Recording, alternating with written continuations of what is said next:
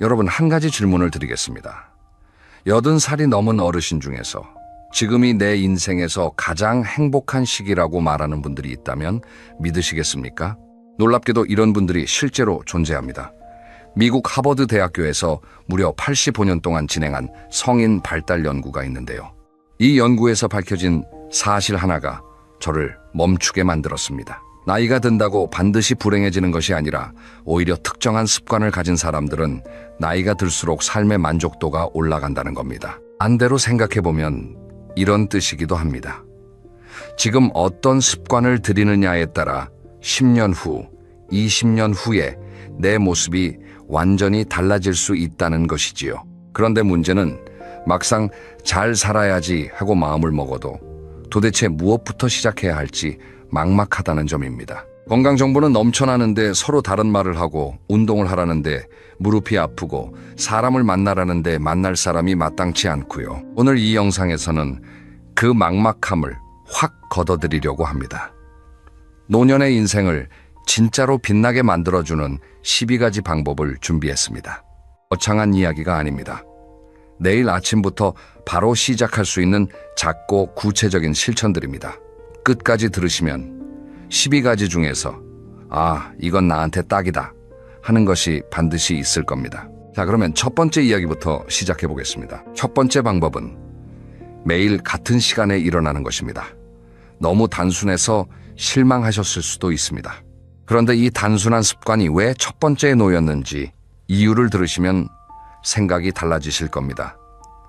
우리 몸속에는 눈에 보이지 않는 시계가 있습니다. 흔히 생체 시계라고 부르지요. 이 시계는 뇌 한가운데 아주 작은 부위에서 작동하는데요. 매일 아침 비슷한 시간에 눈을 뜨면 이 시계가 하루가 시작됐구나 하고 정확하게 맞춰집니다. 그러면 낮에는 활력이 생기고 밤에는 자연스럽게 졸음이 옵니다. 그런데 퇴직 후에 이제 알람 없이 살아도 된다며 매일 다른 시간에 일어나시는 분들이 참 많습니다. 한번 떠올려 보세요. 어떤 날은 아침 6시에 눈이 떠지고 어떤 날은 9시가 넘어서야 겨우 일어나고, 이렇게 들쭉날쭉하면 생체 시계가 혼란에 빠집니다. 시차 적응이 안 된 해외여행 첫날처럼 낮에 멍하고 밤에 말똥말똥한 상태가 반복되는 거지요. 이게 며칠이면 괜찮은데 몇 달, 몇 년 이어지면 수면의 질이 크게 떨어지고 면역력에도 영향을 줍니다. 그래서 드리는 제안은 이렇습니다. 평일이든 주말이든 매일 아침 정해진 시간에 일어나 보세요. 꼭 새벽같이 일찍일 필요는 없습니다. 아침 6시가 됐든 7시가 됐든 본인에게 편한 시간을 하나 정해서 30일만 지켜보시는 겁니다. 처음 일주일은 좀 힘들 수 있습니다. 그런데 열흘쯤 지나면 알람이 울리기도 전에 눈이 떠지는 경험을 하시게 될 겁니다. 그때의 상쾌함은 직접 겪어보신 분만 아십니다. 이렇게 같은 시간에 눈을 떴다면 그 다음에 해야 할 일이 있습니다. 바로 두 번째 방법인데요. 바로 아침 햇빛을 쬐는 것입니다. 일어나자마자 커튼을 활짝 열거나 가능하면 밖으로 나가서 햇빛을 맞으세요. 10분에서 20분이면 충분합니다. 왜 하필 아침 햇빛이냐고요? 아침 햇빛에는 특별한 파장의 빛이 들어있는데 이 빛이 눈의 망막을 통해 뇌에 신호를 보냅니다. 그 신호를 받은 뇌는 세로토닌이라는 물질을 만들어내기 시작하지요. 세로토닌은 기분을 좋게 해주는 호르몬으로 유명한데 동시에 이것이 밤이 되면 멜라토닌이라는 수면 호르몬으로 바뀝니다. 쉽게 비유하자면 아침에 햇빛을 받는 것은 오늘 하루 에너지 통장에 입금하는 행위입니다. 이 입금이 없으면 밤에 꺼낼 잠이 없는 거지요. 그래서 불면증으로 고생하시는 어르신들께 전문가들이 가장 먼저 권하는 것 중 하나가 바로 아침 산책입니다. 수면제를 먹기 전에 먼저 아침 햇빛을 시도해보라는 말씀이지요. 실제로 주변에서 이런 분을 본 적이 있습니다. 68세 남성분이셨는데 퇴직 후 불면증이 심해져서 거의 매일 밤 서너 시간밖에 주무시지 못했다고 합니다. 병원에서 여러 가지 검사를 받고 약도 드셨는데 근본적인 해결이 안 됐대요. 그런데 어떤 의사 선생님이 약을 줄이는 대신 매일 아침 7시에 동네 공원을 2바퀴만 걸어보세요 라고 권했답니다. 처음에는 반신반의했지만 3주 정도 지나니 밤에 눕자마자 잠이 들기 시작했다고 하더라고요. 물론 모든 분에게 똑같은 결과가 나타나는 건 아닙니다. 하지만 비용도 안 들고 부작용도 없는 방법이니 시도해볼 가치는 충분하지 않겠습니까? 정리하면 첫째, 매일 같은 시간에 기상하기. 둘째, 일어나자마자 아침 햇빛 쬐기. 이 두 가지만으로도 하루의 에너지와 밤의 수면이 확 달라질 수 있습니다. 자, 그런데 아침을 이렇게 잘 시작했다면 몸도 좀 움직여줘야겠지요? 다음 이야기에서는 운동에 대해 말씀드리겠습니다. 그런데 여기서 많은 분이 오해하시는 것이 하나 있습니다. 운동은 무조건 많이 할수록 좋다는 생각인데요. 과연 그럴까요? 세 번째 방법은 매일 30분 이상 걷는 것입니다. 운동 이야기를 하면 많은 분이 나는 무릎이 안 좋아서 또는 허리가 아파서 운동은 못해 라고 말씀하십니다. 충분히 이해합니다. 실제로 나이가 들면 관절이 예전 같지 않은 것이 사실이니까요. 그런데 여기서 역설적인 사실 하나를 말씀드리겠습니다. 관절이 안 좋을수록 적절한 움직임이 더 필요하다는 것입니다. 관절 주변의 연골은 혈관이 없습니다. 그래서 영양분을 공급받는 방법이 독특한데요. 바로 움직일 때 관절액이 스며들면서 영양분이 전달됩니다. 마치 스펀지를 눌렀다 놓으면 물을 빨아들이는 것처럼요. 그러니까 움직이지 않으면 오히려 연골이 더 빨리 닳을 수 있다는 뜻입니다. 그렇다고 무리하라는 말씀이 아닙니다. 가장 좋은 운동은 걷기입니다. 걷기는 관절에 무리를 주지 않으면서도 전신을 고르게 움직여줍니다. 세계보건기구에서도 65세 이상 성인에게 일주일에 150분 이상의 중간 강도 유산소 활동을 권하고 있는데 이걸 하루 단위로 나누면 약 30분 걷기에 해당합니다. 여기서 중요한 팁 하나를 드리겠습니다. 걷기의 효과를 높이려면 대화 속도로 걸으시면 됩니다. 옆 사람과 이야기를 나눌 수 있지만 노래를 부르기는 좀 힘든 정도의 빠르기입니다. 너무 느리게 산보하듯 걸으면 효과가 반감되고 너무 빠르게 걸으면 관절에 부담이 갑니다. 딱 대화 속도, 이것만 기억하세요. 걷는 장소도 중요합니다. 되도록이면 나무가 있는 공원이나 산책로를 추천드립니다. 일본에서 시작된 산림욕이라는 개념 들어보셨지요? 나무가 내뿜는 피톤치드라는 물질이 스트레스 호르몬을 낮춰준다는 연구 결과가 여러 차례 발표된 바 있습니다. 같은 30분을 걷더라도 아스팔트 도로보다 흙길이나 공원에서 걸을 때 기분이 훨씬 좋아지는 데에는 과학적 이유가 있다는 것이지요. 그러면 네 번째 방법으로 넘어가 보겠습니다. 걷기가 유산소 운동의 왕이라면 근력 운동은 노년 건강의 숨은 영웅입니다. 네 번째 방법은 일주일에 2-3번 근력 운동을 하는 것입니다. 근력 운동이라고요? 그건 젊은 사람들이나 하는 거 아닌가요? 이렇게 생각하실 수 있습니다. 하지만 사실은 정반대입니다. 나이가 들수록 근력 운동이 더 절실해집니다. 우리 몸의 근육은 30살을 기점으로 매년 조금씩 줄어들기 시작합니다. 40대까지는 체감이 안 되지만 50대 이후부터는 확 느껴집니다. 무거운 것을 들기가 힘들어지고 계단을 오르면 숨이 차고 의자에서 일어날 때 소리가 나지요. 이게 단순히 불편한 정도로 끝나면 다행인데 근육이 일정 수준 이하로 줄어들면 근감소증이라는 상태가 됩니다. 근감소증은 낙상의 가장 큰 원인 중 하나이고 낙상은 노년기 건강을 한순간에 무너뜨리는 가장 위험한 사고입니다. 그래서 근력 운동이 필요합니다. 헬스장에서 무거운 바벨을 들라는 말씀이 아닙니다. 집에서 할 수 있는 아주 간단한 동작들이 있습니다. 예를 들어 의자를 잡고 천천히 앉았다 일어나는 스쿼트를 10번씩 3세트, 벽에 손을 대고 하는 팔굽혀펴기 10번씩 3세트. 이것만 해도 훌륭합니다. 중요한 것은 강도가 아니라 꾸준함입니다. 한 가지 더 말씀드리자면 근력 운동은 뼈 건강에도 직접적으로 도움이 됩니다. 근육이 뼈를 당기는 자극이 뼈를 더 단단하게 만들어주거든요. 골다공증을 걱정하시는 분이라면 칼슘 보충제만 드실 것이 아니라 근력 운동을 함께 하시는 것이 훨씬 효과적입니다.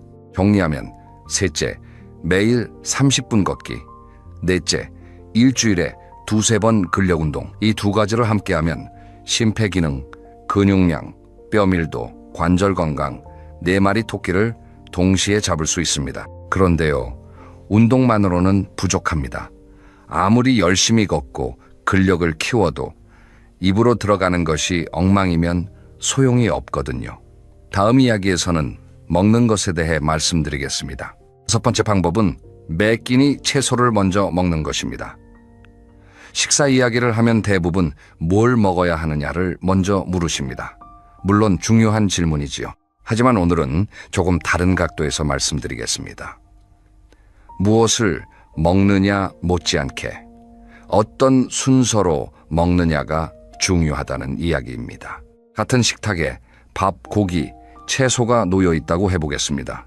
우리는 보통 밥부터 한 숟갈 떠서 반찬과 함께 먹지요. 그런데 만약 채소를 먼저 먹고 그 다음에 고기나 생선 같은 단백질을 먹고 밥은 마지막에 먹으면 어떤 일이 벌어질까요? 채소에 들어있는 식이섬유가 위장에 먼저 자리를 잡습니다. 그러면 이후에 들어오는 탄수화물, 그러니까 밥의 당분이 천천히 흡수됩니다. 혈당이 급격하게 올라가는 것을 막아주는 것이지요. 혈당이 급하게 오르면 인슐린이 많이 분비되고 그러면 금방 배가 고파지고 당이 떨어지면서 나른해집니다. 이 과정이 반복되면 당뇨병 위험도 높아지고요. 특별한 음식을 사 먹을 필요도 값비싼 건강식품을 구할 필요도 없습니다. 지금 드시는 식단 그대로 순서만 바꿔보세요. 김치를 먼저 드셔도 좋고 나물 반찬을 먼저 드셔도 좋습니다. 이렇게 간단한 변화 하나가 혈당을 안정시키고 식후 졸음을 줄이고 장기적으로 체중 관리에도 도움이 됩니다. 여기서 한 걸음 더 나아가 보겠습니다. 6번째 방법은 하루에 물 7잔 이상 마시는 것입니다. 많은 분이 의외로 물을 충분히 안 드십니다. 특히 나이가 들면 갈증을 느끼는 감각이 둔해져서 목이 마르지 않으니까 물을 안 마시게 됩니다. 그런데 목이 마르다는 느낌이 들 때는 이미 체내 수분이 상당히 부족한 상태라는 사실 알고 계셨습니까? 물이 부족하면 어떤 일이 생길까요? 먼저 혈액이 끈적해집니다. 혈액이 끈적해지면 혈관벽에 부담이 가고 혈압이 올라갈 수 있습니다. 또 신장이 노폐물을 걸러내는 기능이 떨어집니다. 변비가 생기기 쉽고 피부도 건조해지고 집중력도 떨어집니다. 노년기에 흔한 여러 가지 불편함의 원인이 단순한 수분 부족인 경우가 생각보다 많습니다. 그렇다면 하루에 얼마나 마시면 될까요? 사람마다 다르지만 일반적으로 하루 1.2리터에서 1.5리터 정도가 권장됩니다. 200ml짜리 컵 기준으로 7잔에서 8잔 정도지요. 한꺼번에 벌컥벌컥 마시는 것보다는 1시간에 한 잔씩 나눠 마시는 것이 흡수가 잘 됩니다. 실천 팁을 하나 드리자면 아침에 일어나자마자 물 한 잔을 마시는 습관을 들여보세요. 자는 동안 6시간에서 8시간 동안 물을 한 모금도 안 마신 상태이니까 일어나자마자 마시는 물 한 잔이 몸에 아침 인사를 하는 셈입니다. 이 한 잔으로 장이 움직이기 시작하고 신진대사가 활성화됩니다. 정리하면 5째 채소 먼저 먹기, 6째 물 충분히 마시기. 먹는 것에 대한 이 2가지는 특별한 돈이나 노력 없이 오늘 당장 시작할 수 있는 것들입니다. 자, 여기까지가 몸에 대한 이야기였습니다. 그런데 여러분, 아무리 몸이 건강해도 마음이 힘들면 행복하지 않지요. 다음 이야기에서는 마음 건강에 대해 깊이 있게 다뤄보겠습니다. 이 부분이 어쩌면 오늘 이야기 중에서 가장 중요할 수 있습니다. 7번째 방법은 하루에 한 번 자신의 감정을 이름 붙여보는 것입니다. 조금 생소하게 들리실 수 있습니다. 감정에 이름을 붙이라니 그게 무슨 뜻이지? 싶으실 테니 예를 들어 설명드리겠습니다. 어떤 날 이유 없이 기분이 가라앉을 때가 있지요. 뭐가 잘못된 것도 아닌데 그냥 무겁고 짜증이 나고 아무것도 하기 싫은 날 말입니다. 이때 대부분의 사람들은 그 감정을 무시하거나 나이 들면 다 그렇지 하고 넘깁니다. 하지만 심리학에서는 이 감정을 알아차리고 이름을 붙이는 것만으로도 감정의 강도가 줄어든다는 연구 결과가 있습니다. 방법은 간단합니다. 하루 중 아무 때나 잠깐 멈추고 자신에게 물어보세요. 지금 내 기분이 어떻지? 그리고 그 기분에 이름을 붙여보는 겁니다. 아, 나는 지금 서운한 거구나. 나는 지금 외로운 거구나. 나는 지금 불안한 거구나. 이렇게 이름을 붙이는 순간 감정이 나를 집어삼키는 것이 아니라 내가 감정을 바라보는 위치로 바뀝니다. 비유를 하자면 거센 파도 속에 빠져 있을 때는 아무것도 보이지 않지요. 그런데 해변에 올라와서 그 파도를 바라보면 파도가 꽤 높구나 하고 객관적으로 볼 수 있잖아요. 감정에 이름을 붙이는 것은 파도 속에서 해변으로 올라오는 행위와 같습니다. 글로 쓰면 효과가 더 커집니다. 매일 밤 잠들기 전에 오늘 하루 느꼈던 감정을 짧게 적어보세요. 한 줄이면 됩니다. 오늘은 옛 친구가 생각나서 좀 쓸쓸했다. 오늘은 손주 전화를 받아서 뿌듯했다. 이 짧은 기록이 쌓이면 나의 감정 패턴이 보이기 시작합니다. 어떤 상황에서 기분이 좋아지고 어떤 상황에서 기분이 가라앉는지 알게 되면 나를 더 잘 돌볼 수 있게 됩니다. 8번째 방법은 매일 새로운 것을 하나씩 배우는 것입니다. 이 나이에 무슨 공부냐고 하실 수도 있습니다. 하지만 여기서 말하는 배움은 시험을 보는 공부가 아닙니다. 호기심을 채우는 모든 활동이 배움입니다. 뇌과학에서 매우 중요한 개념 하나가 있는데요. 신경가소성이라는 것입니다. 쉽게 말해서 뇌는 나이에 상관없이 새로운 연결을 만들 수 있다는 뜻입니다. 예전에는 나이가 들면 뇌세포가 줄어들기만 한다고 생각했는데 최근 연구에서는 적절한 자극을 주면 노년기에도 뇌가 새로운 신경회로를 만든다는 사실이 밝혀졌습니다.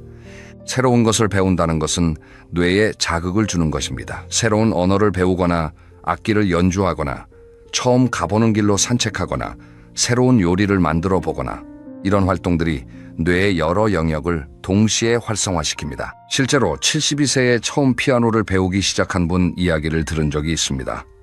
처음에는 손가락이 말을 듣지 않아서 도레미 세음도 제대로 못 쳤다고 합니다. 그런데 3개월, 6개월 지나면서 간단한 동요를 칠 수 있게 됐고 1년이 지나자 손주 앞에서 생일 축하 노래를 연주했다고 합니다. 그분이 하신 말씀이 인상적이었습니다. 피아노를 치는 동안은 잡생각이 하나도 안 나요. 오직 음악에만 집중하게 되니까 끝나고 나면 머리가 맑아지는 느낌이에요. 배움의 대상은 무엇이든 좋습니다. 스마트폰 사용법, 유튜브 영상 만들기, 그림 그리기, 서예, 바둑, 영어 회화, 뜨개질, 텃밭 가꾸기. 중요한 것은 잘하는 것이 아니라 새로 시작하는 것입니다. 새로 시작하는 그 과정 자체가 뇌를 젊게 유지시켜줍니다. 정리하면 7째 감정에 이름 붙이기, 8째 매일 새로운 것 배우기, 마음의 근육도 몸의 근육처럼 단련할 수 있습니다. 자, 이제 9번째와 10번째 방법으로 넘어가겠는데요. 이 부분은 사람과의 관계에 대한 이야기입니다. 앞서 말씀드린 하버드 연구에서 행복의 가장 큰 요인으로 꼽힌 것이 바로 이것이었습니다. 9번째 방법은 나를 힘들게 하는 관계를 정리하는 것입니다. 좀 과감한 이야기지요? 하지만 매우 중요합니다. 나이가 들수록 에너지가 한정되어 있습니다. 젊었을 때는 싫은 사람도 어쩔 수 없이 만나고 의무적인 모임에 나가고 체면치레를 할 여력이 있었습니다. 그런데 60이 넘으면 그 에너지가 확 줄어듭니다. 그런데도 과거의 습관대로 모든 관계를 유지하려고 하면 정작 나에게 중요한 사람에게 쓸 에너지가 남지 않습니다. 한번 생각해 보세요. 지금 내 연락처에 저장된 사람 중에서 만나고 나면 기분이 좋아지는 사람이 몇 명이나 되십니까? 반대로 만나고 나면 기분이 가라앉거나 피곤해지는 사람은요? 정직하게 대답해 보시면 후자가 생각보다 많다는 것을 느끼실 겁니다. 관계를 정리한다는 것이 절교를 하라는 뜻은 아닙니다. 만남의 빈도와 깊이를 조절하라는 뜻입니다. 나에게 에너지를 주는 사람과는 더 자주, 더 깊이 만나고 에너지를 빼앗는 관계는 조금 거리를 두는 것입니다. 이것은 이기적인 것이 아닙니다. 남은 인생을 더 건강하고 행복하게 살기 위한 현명한 선택입니다. 자, 그런데 관계를 정리하는 것 못지않게 중요한 것이 있습니다. 바로 10번째 방법, 새로운 사람을 만나는 것입니다. 이 나이에 무슨 새 친구를 사귀냐고 하실 수 있습니다. 그런데 노년기에 새로운 관계를 맺는 것은 생각보다 훨씬 중요합니다. 왜냐하면 노년기의 고립은 건강에 매우 나쁜 영향을 미치기 때문입니다. 외로움이 건강에 미치는 영향이 하루에 담배 15개비를 피우는 것과 맞먹는다는 연구 결과도 있을 정도입니다. 새 친구를 사귀라는 것이 아무 데서나 모르는 사람에게 말을 걸라는 뜻은 아닙니다. 같은 관심사를 가진 사람들이 모이는 곳에 가보시라는 것입니다. 동네 문화센터, 종교 모임, 등산 동호회, 도서관 독서 모임, 자원봉사 활동, 이런 곳에서 자연스럽게 만나는 사람들과는 공통의 관심사가 있으니 대화도 쉽고 관계도 편합니다. 특히 자원봉사 활동을 추천드리고 싶습니다. 남을 돕는 행위가 돕는 사람, 자신의 건강에도 놀라운 효과가 있다는 연구들이 많거든요. 자원봉사를 정기적으로 하는 노인분들이 그렇지 않은 분들에 비해 우울감이 낮고 삶의 만족도가 높으며 심지어 사망률까지 낮다는 결과들이 있습니다. 누군가에게 도움이 되고 있다는 느낌. 이것이 노년의 삶에 엄청난 활력을 불어넣어 줍니다. 한 가지 구체적인 제안을 드리자면 이번 주 안에 동네 주민센터나 복지관에 한 번만 전화해 보세요. 자원봉사나 동호회 활동을 하고 싶은데 어떤 것이 있나요? 이 한마디면 됩니다. 생각보다 다양한 프로그램이 있다는 것에 놀라실 겁니다. 정리하면 9째 에너지를 빼앗는 관계는 거리를 두기, 10째 새로운 사람을 만날 수 있는 곳에 나가기, 사람이 보약이라는 말, 과학적으로도 사실입니다. 자, 이제 마지막 2가지 방법이 남았습니다. 이 2가지는 지금까지의 모든 것을 하나로 묶어주는 핵심 중의 핵심입니다. 놓치지 마시고 끝까지 함께 해주세요. 11번째 방법은 삶의 목적을 다시 설정하는 것입니다. 이것이 왜 중요한지 잠시 일본 오키나와 이야기를 해보겠습니다. 오키나와는 세계적으로 유명한 장수 마을입니다. 이곳 어르신들에게는 이키가이라는 개념이 있는데요. 한국말로 번역하면 아침에 눈을 뜨게 만드는 이유 정도가 될 것 같습니다. 이 마을의 100세 이상 어르신들에게 이키가이가 뭐냐고 물으면 대단한 대답이 나오는 것이 아닙니다. 매일 아침 밭에 나가서 야채를 돌보는 것, 동네 아이들에게 노래를 가르쳐주는 것, 친구들과 모여 차를 마시는 것, 이렇게 소박한 대답이 돌아옵니다. 핵심은 거창한 목표가 아니라는 것입니다. 내일 아침에 일어날 이유가 있느냐 없느냐, 이것이 수십 년의 삶의 질을 결정한다는 것이지요. 회직 후에 많은 분이 갑자기 무기력해지시는 이유가 바로 여기에 있습니다. 수십 년 동안 출근이라는 명확한 아침의 이유가 있었는데 그것이 사라지니 삶의 중심이 흔들리는 겁니다. 그러면 어떻게 다시 목적을 찾을 수 있을까요? 너무 크게 생각하지 마세요. 이런 질문을 자신에게 해보시면 됩니다. 내가 시간 가는 줄 모르고 하는 것이 무엇인가? 다른 사람에게 도움이 되면서 내가 즐거운 것은 무엇인가? 돈을 받지 않아도 기꺼이 할 수 있는 일은 무엇인가? 이 3가지 질문의 교차점에 있는 것이 바로 여러분의 이키가이, 삶의 목적이 될 수 있습니다. 어떤 분은 텃밭 가꾸기일 수 있고, 어떤 분은 손주에게 동화책 읽어주기일 수 있고, 어떤 분은 동네 어르신 도시락 배달일 수 있습니다. 무엇이든 좋습니다. 내일 아침에 눈을 뜨면 이걸 해야지 하는 기대감이 있으면 그것이 삶을 끌고 가는 엔진이 됩니다. 자, 드디어 마지막 12번째 방법입니다. 지금까지 11가지 이야기를 했지만 이 마지막 한 가지가 어쩌면 가장 강력할 수 있습니다. 12번째 방법은 감사일기를 쓰는 것입니다. 감사일기요? 그건 좀 뻔하지 않나요? 이렇게 느끼실 수 있습니다. 저도 처음에는 그랬습니다. 그런데 이것에 관한 연구 결과를 알고 나면 생각이 달라지실 겁니다. 미국의 한 유명 심리학자가 이런 실험을 했습니다. 참가자들을 3그룹으로 나누어 첫 번째 그룹은 매일 감사한 일 5가지를 적게 하고, 두 번째 그룹은 불만스러운 일을 적게 하고, 세 번째 그룹은 그냥 하루에 있었던 일을 적게 했습니다. 10주 후에 결과를 비교했더니 감사한 일을 적은 그룹이 나머지 2 그룹에 비해 삶의 만족도가 훨씬 높았고 운동량도 더 많았고 병원 방문 횟수도 적었습니다. 왜 이런 결과가 나올까요? 감사일기를 쓰면 뇌가 좋은 것을 찾는 훈련을 하게 됩니다. 같은 하루를 살아도 오늘 뭐가 좋았지? 하고 찾기 시작하면 이전에는 보이지 않던 작은 기쁨들이 눈에 들어옵니다. 따뜻한 국물 한 모금, 창문으로 들어오는 오후 햇살, 오래된 친구의 문자 한 통, 이런 것들이 감사의 대상이 됩니다. 방법은 아주 쉽습니다. 매일 밤 잠들기 전에 오늘 감사한 것 3가지만 적으세요.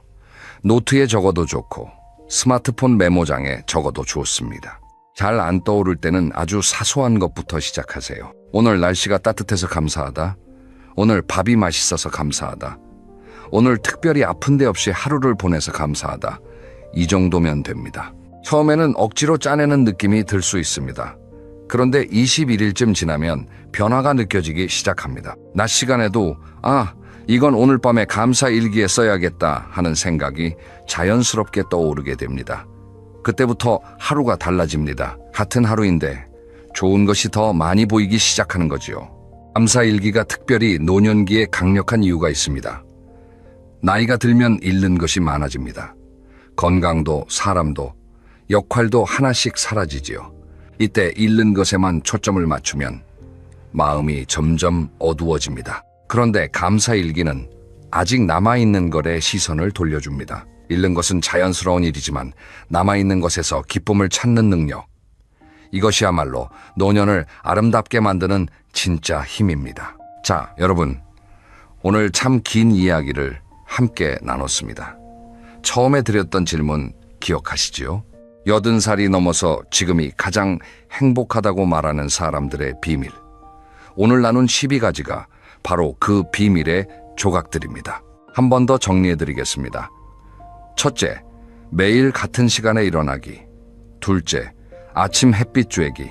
셋째, 매일 30분 걷기. 넷째, 일주일에 2-3번 근력 운동하기. 다섯째, 채소부터 먹기. 여섯째, 물 충분히 마시기. 일곱째, 감정에 이름 붙이기. 여덟째, 새로운 것 배우기. 아홉째, 힘든 관계는 거리두기. 열째, 새로운 사람 만나기. 11번째, 삶의 목적 다시 찾기. 12번째, 감사일기 쓰기. 이 12가지를 한꺼번에 다 하려고 하지 마세요. 그러면 오히려 부담이 되어서 아무것도 못하게 됩니다. 대신 오늘 이 중에서 딱 한 가지만 고르세요. 이것만은 내일부터 해봐야겠다 하는 것 한 가지요. 그 한 가지를 30일만 꾸준히 해보세요. 그것이 습관이 되면 자연스럽게 2번째 것을 시작하게 됩니다. 그렇게 하나씩 쌓아가는 것입니다. 여러분의 노년은 내리막이 아닙니다. 지금까지 바빠서 못했던 것들을 이제야 비로소 할 수 있는 시간입니다. 꽃은 봄에만 피는 것이 아닙니다. 잘 돌보면 가을에도 겨울에도 핍니다. 여러분의 인생도 마찬가지입니다. 오늘 영상이 도움이 되셨다면 주변의 소중한 분에게 공유해 주세요. 함께 듣고 함께 실천하면 효과가 배가 됩니다. 다음 영상에서는 잠을 잘 자는 것만으로 10년 젊어지는 수면의 과학에 대해 깊이 있게 다뤄볼 예정입니다. 오늘 이야기와 이어지는 내용이니 놓치지 마시고 꼭 함께 해주세요. 오늘도 들어주셔서 감사합니다. 건강하고 행복한 하루 보내세요. 여러분, 한번 떠올려 보세요. 카페에 혼자 앉아 있는데 유독 눈이 가는 사람이 있습니다. 화려한 옷을 입은 것도 아닙니다. 큰 소리로 전화를 하는 것도 아닙니다. 그냥 조용히 커피 한 잔을 앞에 두고 창밖을 바라보고 있을 뿐인데 왠지 모르게 그 사람한테서 눈을 뗄 수가 없습니다. 반대로 옆 테이블에는 비싼 시계를 차고 브랜드 옷을 입고 있는데도 전혀 그런 느낌이 들지 않는 사람도 있습니다. 이 차이가 뭘까요? 외모일까요? 돈일까요? 아닙니다. 저는 이것을 한 단어로 말할 수 있습니다. 바로 품격입니다. 품격이라는 단어 참 자주 듣긴 하는데 막상 설명하려면 쉽지 않습니다. 그런데 신기하게도 품격이 있는 사람을 만나면 우리는 바로 느낍니다. 이 사람은 다르구나. 말로 설명하기 어렵지만 온몸으로 느끼게 됩니다. 그리고 이 품격이라는 것은 나이가 들수록 외모보다 훨씬 더 강력한 힘을 발휘합니다. 오늘 이 영상에서는 60살 이후에 혼자 있어도 품격이 느껴지는 사람들의 특징을 아주 구체적으로 이야기해 드리려고 합니다. 듣고 나시면 아마 깜짝 놀라실 겁니다. 품격이라는 게 대단한 데서 오는 것이 아니라 정말 사소한 습관에서 시작된다는 걸 알게 되실 테니까요. 끝까지 함께 해주시면 오늘부터 당장 달라질 수 있는 실천법까지 알려드리겠습니다. 자, 그럼 첫 번째 이야기부터 시작하겠습니다. 여러분, 누군가를 처음 만났을 때를 생각해 보세요. 그 사람이 어떤 옷을 입고 있었는지, 얼굴이 어떻게 생겼는지, 솔직히 시간이 지나면 잘 기억이 안 납니다. 그런데 그 사람이 처음 건넨 말 한마디는 오래 기억에 남습니다. 따뜻했던 한마디, 혹은 불쾌했던 한마디. 이게 바로 첫인상의 진짜 정체입니다. 미국의 한 대학교에서 재미있는 실험을 했습니다. 같은 사람에게 두 가지 다른 말투로 자기소개를 시켰습니다. 한 번은 또박또박 부드럽게 상대방의 이름을 불러주면서 인사를 했고, 다른 한 번은 내용은 똑같은데 빠르고 사무적으로 인사를 했습니다. 결과가 어땠을까요? 부드럽게 인사한 경우 상대방이 느끼는 호감도가 2배 가까이 높았다고 합니다. 말의 내용이 아니라 말을 건네는 방식이 그 사람의 첫인상을 결정한 겁니다. 우리 주변에서도 이런 경험 많으시잖아요. 병원에 갔는데 접수대 직원이 고개도 안 들고 이름이 뭐예요? 이렇게 물어보면 기분이 묘하게 안 좋습니다. 그런데 다른 병원에서는 직원이 눈을 맞추고 어서 오세요, 어디가 불편하세요 이렇게 말해주면 앞으로 간 건데도 마음이 편해집니다. 둘 다 같은 질문을 하는 건데 느낌이 완전히 다릅니다. 예순이 넘으면 이 차이가 더 극명해집니다. 왜냐하면 나이가 들수록 우리 얼굴의 주름이나 피부색보다 목소리의 온도와 말의 결이 그 사람을 대표하게 되기 때문입니다. 젊었을 때는 외모가 많은 것을 가려주기도 합니다. 그런데 예순이 넘으면 솔직히 외모만으로 차별화되기가 어렵습니다. 그때부터는 진짜 그 사람의 내면이 밖으로 드러나기 시작합니다. 그리고 그 내면이 가장 먼저 나타나는 통로가 바로 말투입니다. 품격 있는 사람들의 첫마디에는 공통점이 있습니다. 첫째, 상대방을 먼저 인정해 줍니다. 예를 들어 오랜만에 동네 이웃을 만났을 때 왔어 이렇게 말하는 것과 아이고 오늘 표정이 참 좋으시네요 이렇게 말하는 것은 하늘과 땅 차이입니다. 상대방을 먼저 인정해주는 한마디가 그 사람의 품격을 순식간에 드러냅니다. 둘째, 질문을 할 때도 명령이 아니라 배려가 담깁니다. 이거 왜 이래? 대신에 혹시 이 부분에 대해서 좀 알려주실 수 있으세요? 이런 식입니다. 같은 궁금증이지만 듣는 사람의 기분이 완전히 달라집니다. 상대방에게 선택권을 주는 말투, 이것이 품격의 신호입니다. 셋째, 부정적인 이야기를 할 때도 부드러운 쿠션을 깔아줍니다. 그건 아니지. 이렇게 바로 반박하는 대신에 그 생각도 일리가 있는데 저는 이런 부분도 생각해봤거든요. 이렇게 말합니다. 상대방의 의견을 일단 존중하고 나서 자기 생각을 이야기합니다. 이 작은 차이가 듣는 사람으로 하여금 이 사람은 참 격이 있구나 라고 느끼게 만듭니다. 여러분, 이건 타고난 성격의 문제가 아닙니다. 연습하면 누구나 할 수 있습니다. 내일 아침에 가족에게 혹은 동네 가게 사장님에게 먼저 따뜻한 한마디를 건네보세요. 오늘 날씨가 참 좋죠. 이 한마디면 됩니다. 그 한마디가 여러분의 품격을 보여주는 첫 번째 시작이 될 겁니다. 그런데 말이죠. 말을 잘하는 것보다 더 어려운 게 있습니다. 그건 바로 말을 안 하는 겁니다. 이상하게 들리시죠? 그런데 이게 정말 중요합니다. 두 번째 이야기에서 이 비밀을 알려드리겠습니다. 여러분 주변에 이런 분 계시지 않나요? 모임에 가면 말은 별로 안 하는데 그분이 한마디 하면 다들 조용해지고 귀를 기울이는 분. 반대로 처음부터 끝까지 쉬지 않고 이야기하는데 나중에 돌아오는 길에 생각해보면 뭘 들었는지 하나도 기억이 안 나는 분도 있습니다. 이 차이가 어디서 올까요? 바로 침묵의 힘입니다. 나이가 들면 말이 많아지는 경향이 있습니다. 이건 자연스러운 현상입니다.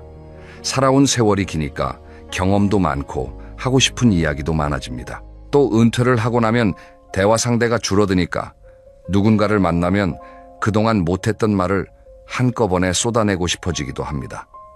충분히 이해할 수 있는 일입니다. 그런데 여기에 함정이 있습니다. 말이 많아지면 듣는 사람이 피곤해집니다. 처음에는 고개를 끄덕이다가 점점 시선이 다른 곳으로 갑니다. 핸드폰을 슬쩍 꺼내봅니다. 그리고 다음에 그 사람을 만나자는 약속에 점점 응하지 않게 됩니다. 말을 많이 하는 사람은 그 이유를 모릅니다. 나는 분명 좋은 이야기를 해줬는데 왜 연락이 뜸해질까? 속상해하십니다. 하지만 진짜 이유는 단순합니다. 대화가 일방통행이었기 때문입니다. 품격 있는 사람은 다릅니다. 이분들은 상대방이 말할 때 진짜로 듣습니다. 눈을 맞추고 고개를 끄덕이고 중간에 끼어들지 않습니다. 상대방이 이야기를 다 마칠 때까지 기다립니다. 그리고 나서 짧지만 핵심을 찌르는 한마디를 합니다. 그러니까 이런 부분이 힘드셨던 거군요. 이 한마디가 10마디 조언보다 상대방의 마음을 움직입니다. 제가 아는 70대 어르신 한 분이 계십니다. 이분은 동네에서 정말 존경받는 분인데 특별한 비결이 있는 게 아닙니다.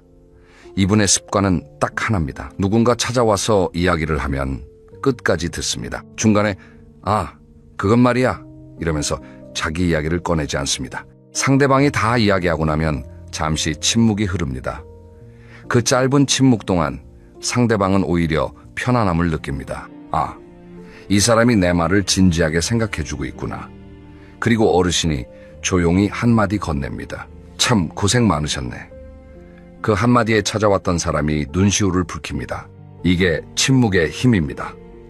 침묵은 비어있는 게 아닙니다. 침묵은 상대방에게 당신의 이야기가 중요합니다 라고 말하는 또 다른 언어입니다.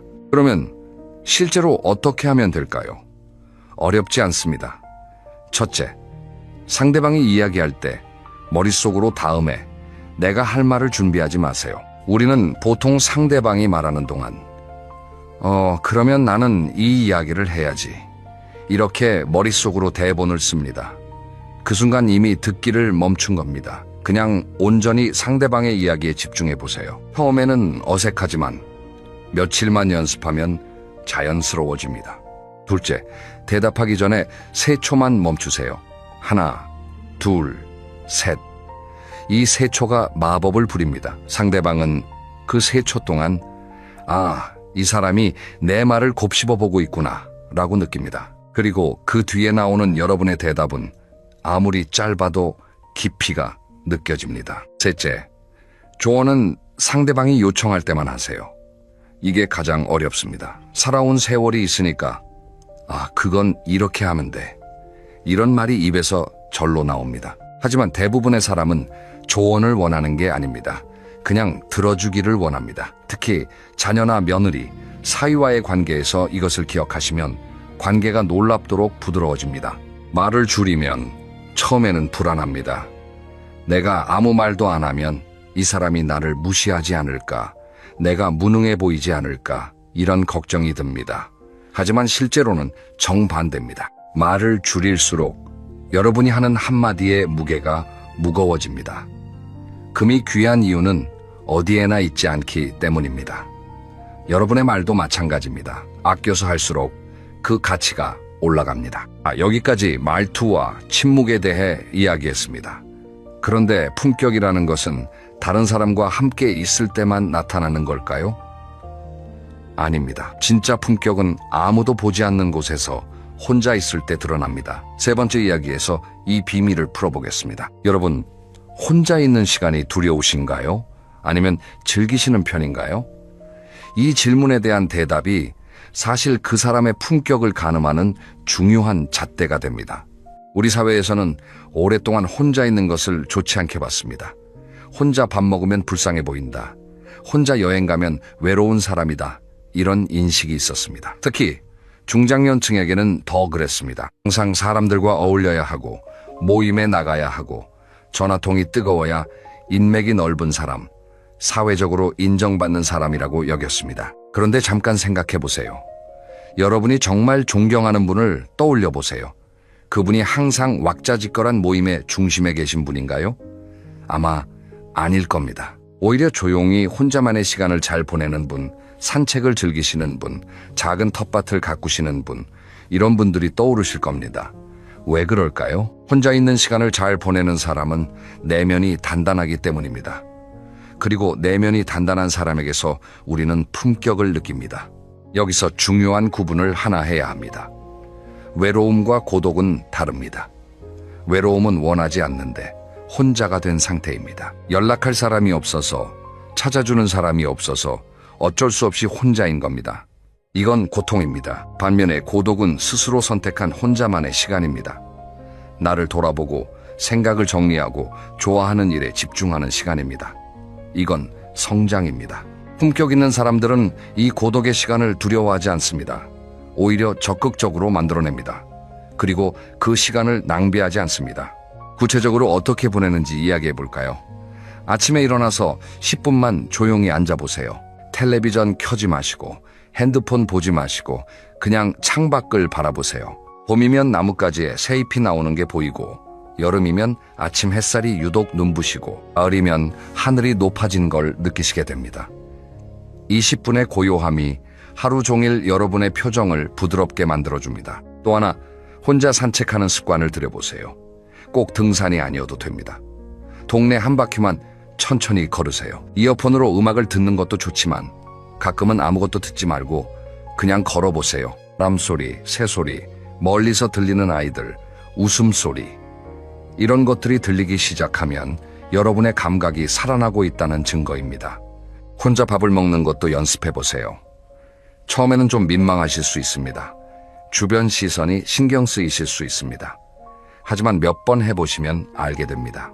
아무도 신경 안 씁니다. 오히려 혼자 맛있는 것을 천천히 음미하며 먹는 그 시간이 얼마나 행복한지 느끼시게 됩니다. 혼자 식당에 들어가서 메뉴판을 천천히 읽고 오늘 먹고 싶은 것을 스스로 골라서 아무 방해 없이 한 끼를 즐기는 것, 이게 바로 자기 자신을 존중하는 시간입니다. 독서도 빼놓을 수 없습니다. 책 한 권을 한 달에 걸쳐 천천히 읽어보세요. 빨리 읽을 필요 없습니다. 하루에 5쪽이면 충분합니다. 5쪽이라고 우습게 보시면 안 됩니다. 하루 5쪽이면 한 달이면 150쪽입니다. 1년이면 책 6권에서 7권을 읽게 됩니다. 그렇게 3년이 지나면 20권 가까운 책의 지혜가 여러분 안에 쌓입니다. 그 지혜가 말투에 묻어나고 표정에 묻어나고 걸음걸이에 묻어납니다. 사람들은 구체적으로 뭐가 달라졌는지 모르지만 이 사람 뭔가 달라졌다, 이렇게 느끼게 됩니다. 혼자 있는 시간을 잘 보내는 사람은 다른 사람과 함께 있을 때도 다릅니다. 자기 안에 채워진 것이 있으니까 상대방에게 기대지 않습니다. 인정받으려고 애쓰지 않습니다. 여유가 있습니다. 그 여유가 바로 품격으로 보이는 겁니다. 반면에 혼자 있는 시간을 못 견디는 사람은 끊임없이 외부에서 무언가를 채우려 합니다. 모임에 빠지면 불안하고, 전화가 안 오면 서운하고, 누군가의 관심이 없으면 공허합니다. 이런 상태에서는 아무리 비싼 옷을 입고 좋은 차를 타도 품격이 느껴지기 어렵습니다. 왜냐하면 내면이 흔들리고 있기 때문입니다. 그러니 혼자 있는 시간을 두려워하지 마세요. 그 시간이야말로 여러분의 품격을 쌓아주는 가장 소중한 투자입니다. 자, 이제 말투와 침묵, 그리고 혼자만의 시간에 대해 이야기했습니다. 그런데 말을 한마디도 하지 않아도 우리가 상대방에게 보내는 신호가 있습니다. 바로 표정과 자세입니다. 네 번째 이야기에서는 이 보이지 않는 언어에 대해 이야기해 보겠습니다. 여러분, 길을 걷다가 맞은편에서 오는 사람을 보세요. 아직 아무 말도 하지 않았는데 우리는 이미 그 사람에 대해 판단을 내립니다. 저 사람은 좀 무서워 보인다. 저 사람은 친절해 보인다. 저 사람은 뭔가 힘들어 보인다. 이 판단이 어디서 올까요? 전부 표정과 자세에서 옵니다. 심리학에서는 이것을 비언어적 소통이라고 부릅니다. 그리고 놀라운 사실이 하나 있습니다. 사람과 사람 사이의 소통에서 말의 내용이 차지하는 비율은 생각보다 낮습니다. 오히려 목소리의 톤, 표정, 몸짓, 자세, 이런 비언어적 요소가 소통의 대부분을 차지합니다. 쉽게 말해서 무슨 말을 하느냐보다 어떤 표정으로 어떤 자세로 말하느냐가 더 중요하다는 뜻입니다. 예순이 넘으면 얼굴에는 세월의 흔적이 새겨집니다. 주름이 생기고 피부가 처지고 이건 누구도 피할 수 없습니다. 그런데 같은 주름이라도 웃는 주름이 있고 찡그린 주름이 있습니다. 평소에 잘 웃는 사람은 눈가와 입가에 부드러운 선이 잡힙니다. 이 주름은 사람을 더 따뜻하게 보이게 합니다. 반면에 평소에 인상을 찡그리는 사람은 미간과 입꼬리에 깊은 선이 잡힙니다. 이 주름은 사람을 더 차갑고 불만스러워 보이게 합니다. 지금 잠깐 여러분의 표정을 느껴보세요. 이 영상을 보면서 혹시 이마에 힘이 들어가 있지는 않나요? 입이 꾹 다물어져 있지는 않나요? 의식하지 않으면 우리 얼굴은 무표정이 되기 쉽습니다. 무표정은 나쁜 게 아니지만 상대방에게 차가운 인상을 줄 수 있습니다. 특히 나이가 들면 근육이 처지면서 자연스럽게 입꼬리가 내려가기 때문에 본인은 그냥 평범한 표정이라고 생각하는데 상대방은 불쾌해 보인다고 느낄 수 있습니다. 그래서 하나만 기억하세요. 입꼬리를 살짝 올려주세요. 활짝 웃을 필요 없습니다. 그냥 입꼬리를 1mm만 올려주세요. 이것만으로 여러분의 표정이 완전히 달라집니다. 부드러워 보이고 여유 있어 보이고 만만하게 보이는 게 아니라 편안하게 보입니다. 거울 앞에서 한번 해보세요. 이제 자세 이야기를 해보겠습니다. 자세는 표정보다 더 멀리서도 보입니다. 10m 밖에서도 그 사람의 자세는 보이지만 표정은 잘 안 보입니다. 그러니까 자세가 첫인상의 진짜 첫 번째 관문인 셈입니다. 구부정하게 걷는 사람을 보면 어떤 느낌이 드시나요? 힘이 없어 보이고 자신감이 없어 보이고 어딘가 아파 보입니다. 반면에 허리를 펴고 어깨를 자연스럽게 열고 걷는 사람을 보면 나이가 많아도 건강해 보이고 당당해 보입니다. 이 차이가 품격의 차이입니다.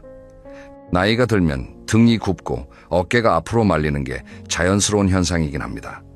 근육이 줄어들고 뼈가 약해지니까요. 하지만 이것을 그냥 받아들이기만 하면 몸만 구부러지는 게 아니라 마음까지 구부러집니다. 자세가 감정에 영향을 주기 때문입니다. 구부정하게 앉아있으면 실제로 기분이 처지고 허리를 펴고 앉으면 실제로 기분이 나아진다는 연구 결과가 있습니다.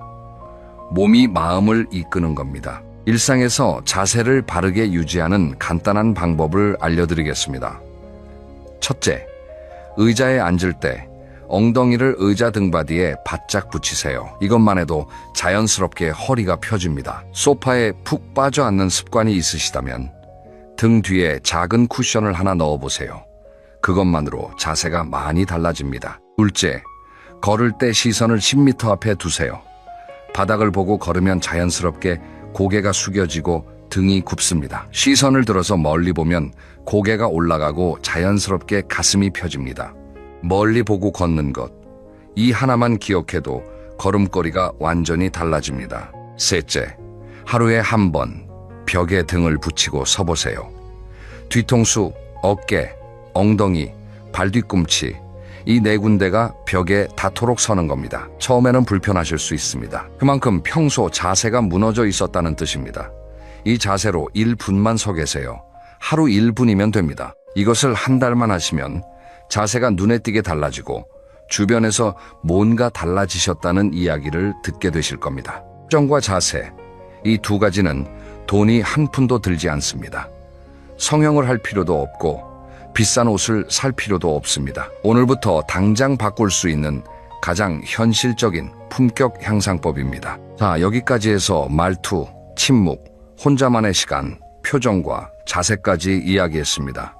이제 조금 더 깊은 이야기를 해보려고 합니다. 나이가 들면 피할 수 없는 현실이 있습니다. 은퇴, 직함의 상실, 경제적 변화, 이런 것들이 왔을 때 품격이 있는 사람과 그렇지 않은 사람의 차이가 가장 극명하게 드러납니다.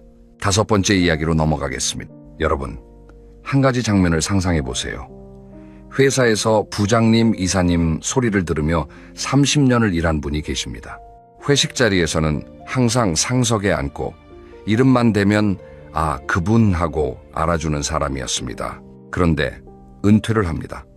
사무실 짐을 정리하고 마지막으로 회사 현관을 나서는 순간 갑자기 깨닫습니다. 내일부터 나는 누구지? 어제까지는 이사님이었는데 오늘부터는 그냥 아저씨입니다. 이 상황이 오면 사람은 두 부류로 나뉩니다. 첫 번째 부류는 과거의 직함에 매달립니다. 모임에 나가면 나 때는 말이야, 이런 이야기를 반복합니다. 새로 만나는 사람에게 저 예전에 어디 회사 이사였어요 라고 꼭 소개합니다. 명함이 없어졌으니까 말로 명함을 만들려고 합니다. 처음에는 사람들이 아, 대단하시네요 하고 맞장 붙여줍니다. 하지만 두 번째, 세 번째 듣다 보면 슬슬 불편해집니다. 아, 또 그 이야기구나. 그리고 하나둘씩 연락이 뜸해집니다. 두 번째 부류는 직함이 사라진 자리를 새로운 것으로 채웁니다.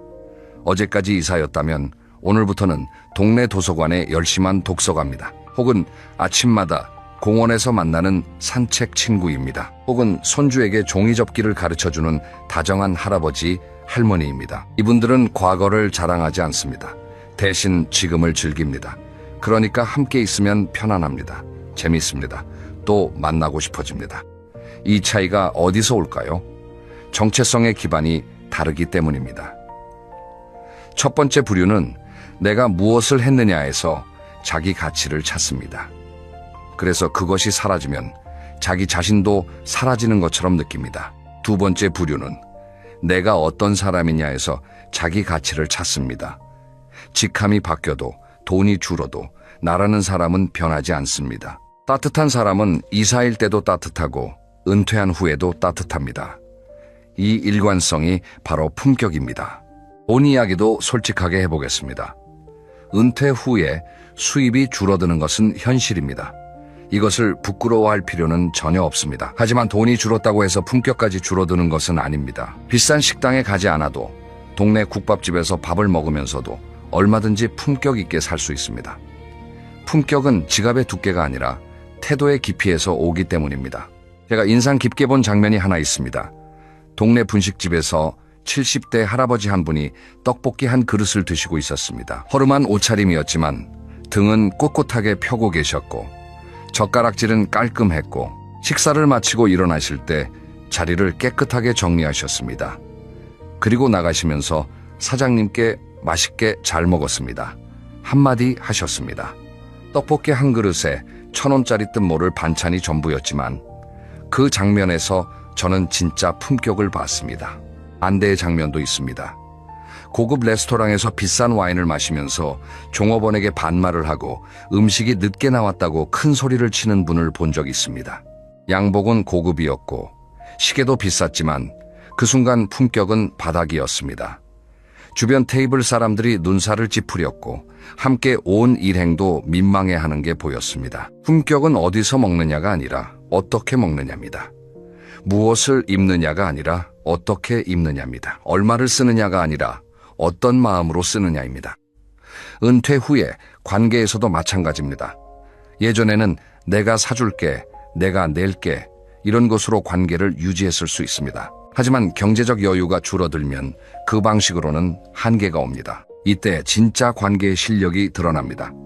품격 있는 사람은 돈 대신 마음을 씁니다. 오랜 친구에게 전화 한 통, 어이 잘 지내지? 별일 없어? 이 한 통이 비싼 선물보다 깊은 감동을 줍니다. 이웃에게 텃밭에서 딴 오이 서너 개를 봉투에 담아 건네면서 올해 농사가 잘 됐다. 한번 드셔봐. 이 한마디가 고급 레스토랑 식사보다 따뜻합니다. 결국 돈과 지위가 사라진 뒤에 남는 것은 사람입니다. 그리고 그 사람의 가치를 결정하는 것은 얼마를 가졌느냐가 아니라 어떻게 대하느냐입니다. 이것을 아는 사람이 나이가 들어도 곁에 사람이 남는 사람이고 혼자 있어도 품격이 느껴지는 사람입니다. 이제 마지막 챕터로 가겠습니다. 지금까지 이야기한 내용을 정리하고 오늘부터 당장 실천할 수 있는 5가지를 명확하게 알려드리겠습니다. 이 5가지만 기억하시면 한 달 후에 여러분 자신이 달라진 것을 느끼시게 될 겁니다. 절대 놓치지 마세요. 자, 지금까지 5가지 이야기를 나눴습니다. 말투, 침묵, 혼자만의 시간, 표정과 자세, 그리고 돈과 지위를 넘어서는 태도. 이 모든 이야기를 관통하는 핵심은 하나입니다. 품격은 거창한 것이 아니라 매일의 작은 선택이라는 것입니다. 그래서 오늘부터 바로 시작할 수 있는 실천 포인트 5가지를 정리해 드리겠습니다. 이 5가지를 하루에 하나씩만 시작해 보세요. 한꺼번에 다 하려면 부담스러우니까 오늘은 하나, 내일은 하나, 이런 식으로 천천히 쌓아가시면 됩니다.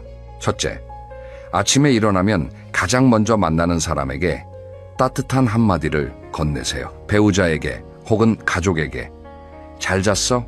오늘 날씨 좋다. 이 정도면 충분합니다. 혼자 사시는 분이라면 거울 속 자기 자신에게 인사해 보세요. 오늘도 건강하게 일어났네. 고맙다. 이상하게 들리시겠지만 이 작은 습관이 하루의 분위기를 완전히 바꿔놓습니다. 따뜻한 말을 먼저 꺼내는 사람은 하루 종일 따뜻한 사람이 됩니다. 이것이 품격의 출발점입니다. 둘째, 하루에 한 번 상대방의 말을 끝까지 듣고 세 초 후에 대답하세요. 오늘 누군가와 대화를 하시게 되면 그 사람이 말을 마칠 때까지 기다려보세요. 끼어들고 싶은 순간이 오면 입을 꾹 다물고 참아보세요. 그리고 상대방이 말을 마치면 바로 대답하지 마시고 마음속으로 하나, 둘, 셋들 세세요. 그 세 초 후에 나오는 여러분의 대답은 훨씬 깊이 있고 여유 있게 느껴질 겁니다. 이것을 일주일만 해보시면 주변 사람들이 여러분에게 이야기하는 것을 더 편안하게 느끼기 시작할 겁니다. 셋째, 하루 10분 아무것도 하지 않는 시간을 만드세요. 텔레비전 끄세요. 핸드폰 내려놓으세요. 그냥 앉아 계시거나 창밖을 보시거나 차 한 잔을 천천히 드세요. 처음에는 못 견디게 심심하실 겁니다. 뭔가를 해야 할 것 같은 불안감이 밀려올 수도 있습니다. 그게 정상입니다. 우리가 얼마나 자극에 중독되어 있는지를 보여주는 증거입니다. 20분의 고요함을 견뎌내면 여러분의 내면이 조금씩 단단해지기 시작합니다. 한 달만 해보세요. 30일 중에 20일만 성공해도 여러분 안에 뭔가 달라진 것을 느끼시게 됩니다. 넷째, 아침마다 거울 앞에서 입꼬리를 올려보세요. 양치질을 하고 세수를 하고 거울을 보는 그 순간에 의식적으로 입꼬리를 살짝 올려보세요. 이것을 5초만 유지하세요. 그 표정을 기억하세요. 그리고 하루 동안 그 표정을 떠올려 보세요. 걸을 때, 버스를 탈 때, 마트에 갈 때 입꼬리가 올라가 있는지 한 번씩 확인해 보세요. 이것은 다른 사람에게 잘 보이려고 하는 게 아닙니다. 여러분, 자신이 편안하고 부드러운 사람으로 살기 위한 연습입니다. 표정이 바뀌면 진짜로 기분이 바뀝니다. 기분이 바뀌면 행동이 바뀝니다. 행동이 바뀌면 사람이 바뀝니다. 다섯째, 하루에 한 가지 감사한 일을 떠올려 보세요. 자기 전에 오늘 하루를 돌아보면서 딱 한 가지만 감사한 것을 찾아보세요. 거창할 필요 없습니다. 오늘 날씨가 좋아서 산책이 즐거웠다. 마트에서 만난 직원이 친절했다. 텔레비전에서 재미있는 프로그램을 봤다. 이 정도면 충분합니다. 감사할 일을 찾는 연습을 하면 신기하게도 세상이 다르게 보이기 시작합니다. 불평과 불만보다 고마움과 만족이 먼저 눈에 들어옵니다. 이런 사람에게서 우리는 여유를 느끼고 따뜻함을 느끼고 품격을 느낍니다. 이 5가지를 다시 한번 정리해 드리겠습니다. 첫째, 아침에 따뜻한 한마디 건네기. 둘째, 상대방 말 끝까지 듣고 3초 후에 대답하기. 셋째, 하루 10분 고요한 시간 갖기. 넷째, 거울 앞에서 입꼬리 올리기. 다섯째, 자기 전에 감사한 일 한 가지 떠올리기.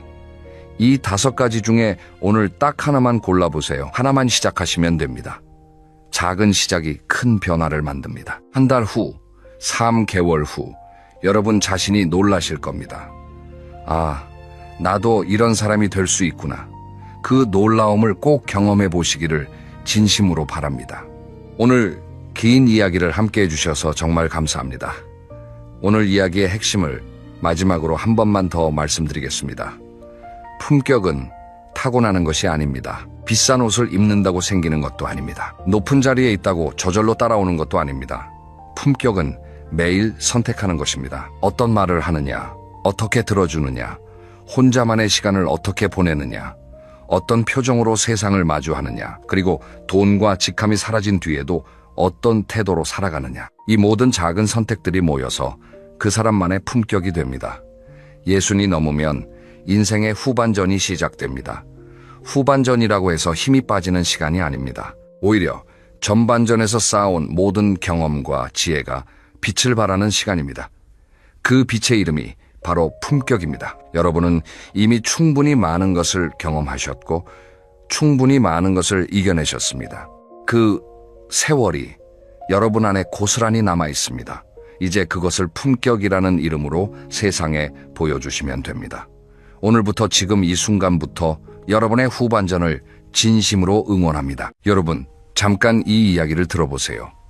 일본의 마스시타 고노스케라는 분이 계셨습니다. 이분은 90 넘는 나이까지 사업을 이끌었고 세상을 떠나기 직전까지도 새로운 프로젝트를 구상했다고 합니다. 우리나라에도 비슷한 분들이 많으시죠. 70이 넘어 작은 가게를 열었는데 입소문을 타면서 전국에서 손님이 찾아오는 맛집이 된 할머니, 65에 처음 붓을 잡았는데 80이 넘어 개인 전시회를 연 할아버지, 이런 이야기를 들으면 가슴이 뜨거워지면서도 동시에 이런 생각이 드실 겁니다.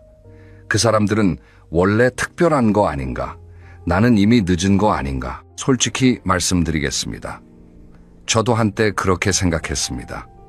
나이가 들면 체력도 떨어지고 기억력도 예전 같지 않고 새로운 걸 배우기엔 너무 늦었다고요.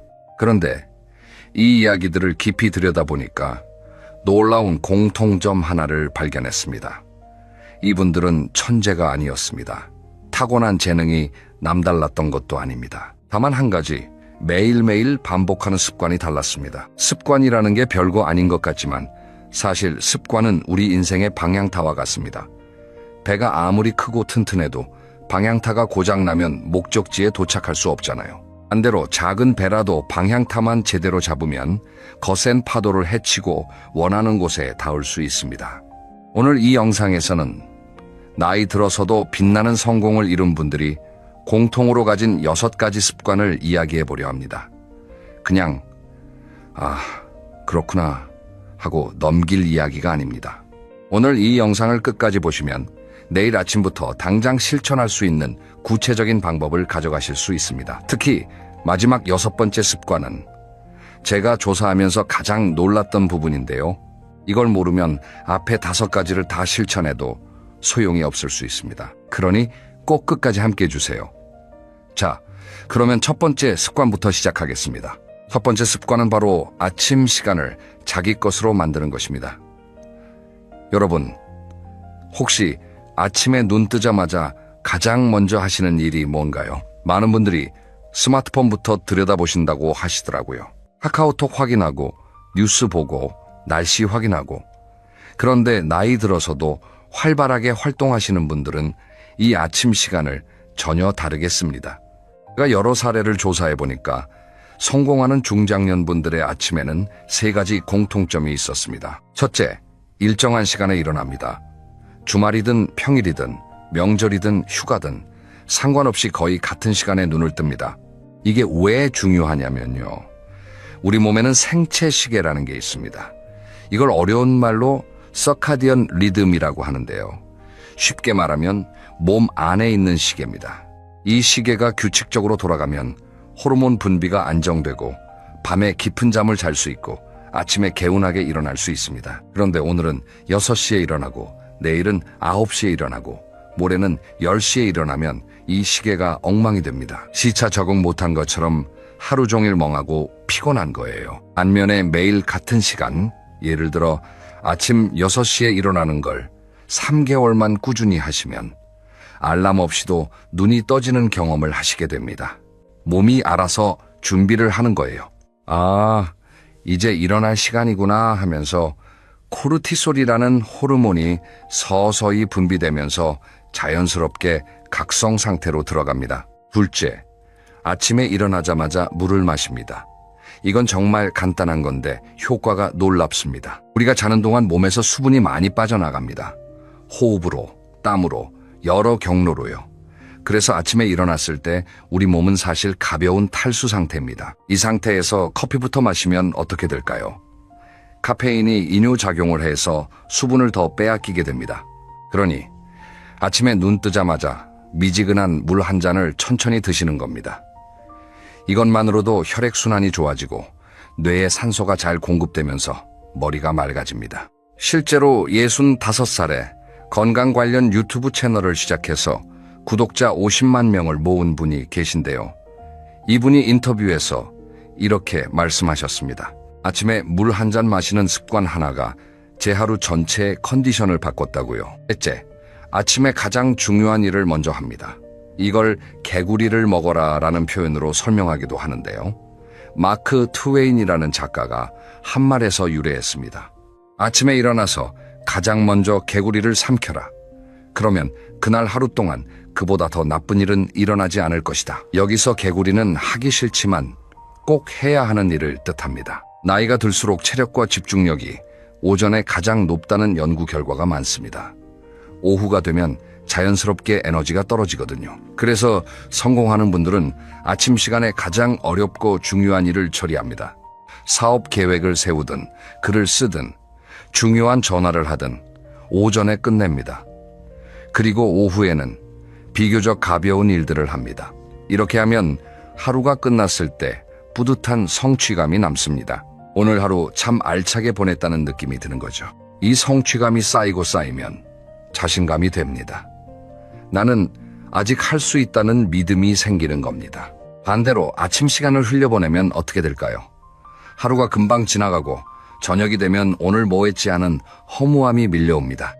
이게 하루 이틀이면 괜찮은데 1개월, 2개월, 1년이 되면 삶 전체가 무기력해질 수 있습니다.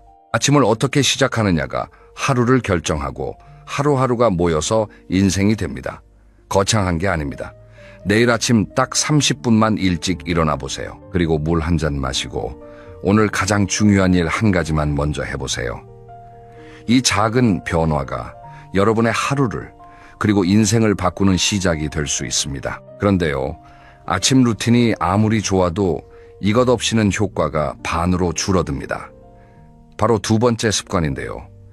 이게 없으면 아무리 일찍 일어나도 소용이 없습니다. 궁금하시죠? 바로 이어서 알려드리겠습니다. 두 번째 습관은 몸을 움직이는 것입니다. 여러분, 주변에 나이 들어서도 정정하시고 무언가를 열심히 하시는 분들을 떠올려 보세요. 한 가지 공통점이 보이실 겁니다. 그분들은 어떤 형태로든 꾸준히 몸을 움직입니다. 매일 아침 공원을 걷거나 등산을 하거나 수영을 하거나 최소한 집에서 스트레칭이라도 합니다. 이걸 단순히 건강을 위해서라고만 생각하시면 절반만 아시는 겁니다. 운동은 몸만 건강하게 하는 게 아닙니다. 뇌를 젊게 만듭니다. 이게 핵심입니다. 우리 뇌에는 BDNF라고 불리는 물질이 있습니다. 영어로 Brain Derived Neurotrophic Factor, 줄여서 BDNF인데요. 쉽게 말하면 뇌의 영양제입니다. 이 물질이 많으면 기억력이 좋아지고 판단력이 날카로워지고 새로운 것을 배우는 능력이 올라갑니다. 반대로 이 물질이 부족하면 기억력이 떨어지고 의욕이 없어지고 심하면 치매 위험까지 높아집니다. 그런데 이 BDNF를 가장 효과적으로 늘리는 방법이 바로 운동입니다. 특히 유산소 운동, 그러니까 빠르게 걷기, 조깅, 자전거 타기, 수영 같은 운동을 30분 이상 하면 BDNF가 크게 증가한다는 연구 결과가 있습니다. 재미있는 사례 하나 들려드리겠습니다. 미국의 다이앤 나이어드라는 분이 계십니다. 이분은 64살에 쿠바에서 미국 플로리다까지 약 177km를 53시간 동안 수영해서 건넜습니다. 상어 우글거리는 바다를요. 64살에요. 이분이 이 도전을 처음 시도한 건 30살 때였는데 그때는 실패했습니다. 그리고 35년이 지나서 다시 도전해서 성공한 겁니다. 사람들이 물었습니다. 어떻게 64살에 이런 일이 가능하냐고요? 이분의 대답이 인상적이었습니다. 나이가 들었다고 꿈을 포기할 이유는 없다. 내 몸이 움직이는 한 나는 할 수 있다. 물론 모든 분이 바다를 헤엄쳐 건널 필요는 없습니다. 중요한 건 자기 몸 상태에 맞는 운동을 꾸준히 하는 것입니다. 여기서 핵심 단어는 꾸준히입니다. 일주일에 한 번 2시간 운동하는 것보다 매일 30분 걷는 게 훨씬 효과적입니다. 우리 몸은 갑자기 강한 자극을 주면 오히려 스트레스를 받습니다. 그런데 매일 조금씩 움직이면 몸이 적응하면서 점점 강해집니다. 구체적으로 어떤 운동이 좋을까요? 중장년 분들께 가장 추천드리는 운동 3가지를 말씀드리겠습니다. 첫째, 빠르게 걷기입니다. 그냥 산책이 아니라 약간 숨이 차는 정도의 속도로 걷는 겁니다. 팔을 크게 흔들면서 보폭을 넓혀서 30분에서 40분 정도 걸으시면 됩니다. 이것만으로도 심폐기능이 좋아지고 혈액순환이 개선되고 체중 관리에도 도움이 됩니다. 둘째, 스트레칭입니다. 나이가 들면 관절이 뻣뻣해지고 유연성이 떨어집니다. 아침에 일어나서 10분에서 15분 정도 온몸을 천천히 늘려주세요. 목, 어깨, 허리, 다리 순서로 부드럽게 스트레칭하면 혈액순환이 좋아지고 부상 위험도 줄어듭니다. 셋째, 가벼운 근력 운동입니다. 근육은 나이가 들수록 줄어듭니다. 30대 이후부터 매년 1%씩 근육이 줄어든다는 연구가 있는데요. 근육이 줄어들면 기초 대사량이 떨어지고 뼈도 약해지고 균형 감각도 나빠집니다. 그래서 간단한 스쿼트, 벽에 기대서 팔굽혀펴기, 의자에 앉았다 일어나기 같은 동작을 매일 조금씩 해주시면 좋습니다. 무거운 기구가 필요한 게 아닙니다. 자기 몸무게를 이용하는 것만으로도 충분합니다. 한 가지 더 중요한 게 있습니다. 운동을 하면 엔도르핀이라는 호르몬이 나옵니다. 이걸 행복 호르몬이라고도 하는데요. 이 물질 덕분에 운동 후에 기분이 좋아지고 스트레스가 줄어듭니다. 나이가 들면 이런저런 걱정도 많고 기분이 처지는 날도 있잖아요. 그럴 때 운동이 가장 좋은 약입니다. 약국에서 파는 약은 부작용이 있지만 운동이라는 약은 부작용 대신 좋은 작용만 있으니까요. 여러분, 지금 당장 거창하게 시작하실 필요 없습니다. 내일 아침 집 앞 공원을 한 바퀴만 걸어보세요. 그게 시작입니다. 한 바퀴가 두 바퀴가 되고 두 바퀴가 세 바퀴가 되면서 어느 순간 몸이 달라지는 걸 느끼실 겁니다. 그리고 몸이 달라지면 마음도 달라집니다. 마음이 달라지면 인생이 달라집니다. 그런데 말이죠. 아침 루틴도 갖추고 운동도 열심히 하는데 어딘가 허전한 분들이 계십니다. 뭔가 부족한 느낌, 정체된 느낌, 그 이유가 뭔지 아세요? 세 번째 습관이 빠져 있기 때문입니다. 이건 나이 들수록 더더욱 중요해지는 건데요.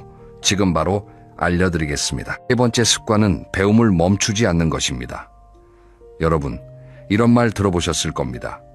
나이 먹으면 머리가 굳어서 새로운 걸 배울 수 없다. 결론부터 말씀드리면 이건 사실이 아닙니다. 최신 뇌과학 연구에 따르면 우리 뇌는 나이에 관계없이 새로운 신경 연결을 만들 수 있습니다. 이걸 신경 가소성이라고 하는데요. 쉽게 말하면 우리 뇌는 평생 변할 수 있다는 뜻입니다. 물론 20살 때보다 배우는 속도가 느릴 수는 있습니다. 하지만 못 배우는 것과 느리게 배우는 건 완전히 다른 이야기입니다. 일본의 와카미야 마사코라는 할머니가 계십니다. 이분은 58살에 처음 컴퓨터를 배우기 시작했습니다.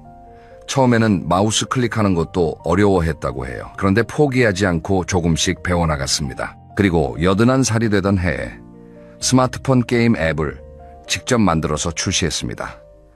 전 세계 언론에서 세계 최고령 앱 개발자라고 보도했고요. 애플에서 주최하는 세계 개발자 대회에 초청받아서 연설까지 했습니다. 81살에요. 이분이 특별한 천재였을까요? 아닙니다. 이분 스스로도 말씀하셨습니다. 나는 천재가 아니다. 다만 매일 조금씩 배웠을 뿐이다. 핵심은 매일 조금씩입니다. 우리나라에도 비슷한 사례가 많습니다. 60이 넘어서 한글을 처음 배워 시집을 낸 할머니가 계시고요. 70에 대학교에 입학해서 졸업장을 받으신 할아버지도 계십니다. 이분들의 공통점은 뭘까요?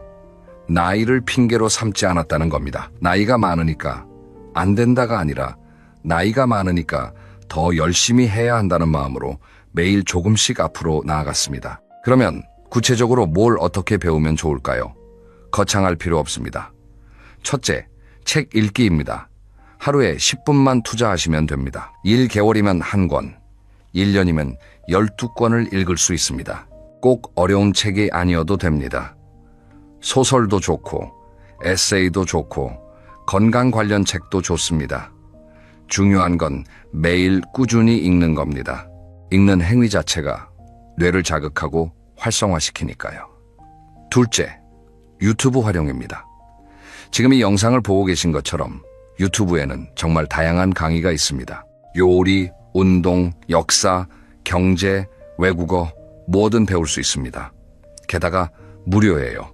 도서관에 가지 않아도 학원에 등록하지 않아도 집에서 편하게 배울 수 있습니다. 셋째, 동네 문화센터나 복지관 프로그램입니다. 혼자 배우는 게 외롭다면 같이 배우면 됩니다. 서예교실, 컴퓨터 교실, 노래 교실, 요가 교실 이런 데 나가시면 배움과 동시에 사람도 만날 수 있어서 일석이조입니다. 배움에는 또 하나 중요한 효과가 있습니다. 바로 자존감 회복입니다. 나이가 들면 할 수 있는 일이 줄어드는 것 같은 느낌이 들 때가 있잖아요. 은퇴하고 나면 더 그렇고요. 그런데 새로운 것을 배워서 할 수 있게 되면 나는 아직 할 수 있구나 하는 자신감이 생깁니다. 이 자신감이 다른 영역으로도 퍼져나갑니다. 배움이 성장을 낳고 성장이 자신감을 낳고 자신감이 또 다른 도전을 낳습니다. 뇌는 근육과 같습니다. 쓰지 않으면 줄어들고 쓸수록 단단해집니다. 오늘 저녁에 서점에 들러서 책 한 권 골라보시는 건 어떨까요? 아니면 유튜브에서 평소 관심 있던 분야를 검색해 보시는 것도 좋겠습니다. 그 작은 한 걸음이 여러분의 뇌를 깨우는 시작이 될 겁니다. 자, 여기까지 3가지 습관을 말씀드렸는데요. 아침을 지배하고 몸을 움직이고 배움을 멈추지 않는 것. 이 3가지만 해도 인생이 확 달라질 수 있습니다. 그런데 4번째 습관은 의외의 영역입니다. 혼자서 아무리 잘해도 이것이 없으면 한계에 부딪히는데요. 과연 무엇일까요? 4번째 습관은 사람을 곁에 두는 것입니다. 여러분, 우리 속담에 이런 말이 있죠. 백지장도 맞들면 낫다. 이 말이 단순한 속담이 아니라 과학적으로도 증명된 사실이라는 걸 아시나요? 하버드 대학교에서 75년 넘게 진행한 연구가 있습니다. 2,000명 넘는 사람들을 어릴 때부터 노년까지 추적 관찰한 건데요. 이 연구의 결론이 뭐였냐면 행복하고 건강한 노년을 보내는 사람들의 가장 큰 공통점은 돈도 아니고 명예도 아니고 좋은 인간관계였습니다. 좋은 관계를 유지하는 사람들은 기억력도 더 오래 유지됐고 신체적으로도 더 건강했고 심지어 더 오래 살았습니다. 반대로 외로운 사람들은 뇌 기능이 더 빨리 저하됐고 우울증 비율도 높았고 수명도 짧았습니다. 외로움이 건강에 미치는 영향이 얼마나 심각한지 아세요? 여러 연구에 따르면 만성적인 외로움은 하루에 담배를 15갭이 피우는 것만큼 건강에 해롭다고 합니다. 15갭이요. 놀랍지 않으세요? 담배의 해로움은 누구나 아는데 외로움이 그만큼 위험하다는 건 잘 모르시는 분들이 많습니다. 나이가 들면 자연스럽게 사회적 관계가 줄어듭니다. 은퇴하면 직장 동료를 안 만나게 되고 자녀들은 독립하고 친구들도 하나둘 연락이 뜸해지고 그러다 보면 어느 순간 주변에 사람이 없어져 있는 자신을 발견하게 됩니다. 이런 상황을 의식적으로 바꿔야 합니다. 나이 들어서도 성공하는 분들은 인간관계를 운에 맡기지 않습니다. 의도적으로 관리합니다. 어떻게요? 첫째, 먼저 연락합니다. 많은 분들이 상대가 먼저 연락하기를 기다립니다. 그런데 상대도 같은 생각을 하고 있으면 어떻게 될까요? 아무도 연락하지 않습니다. 성공하는 분들은 먼저 전화합니다.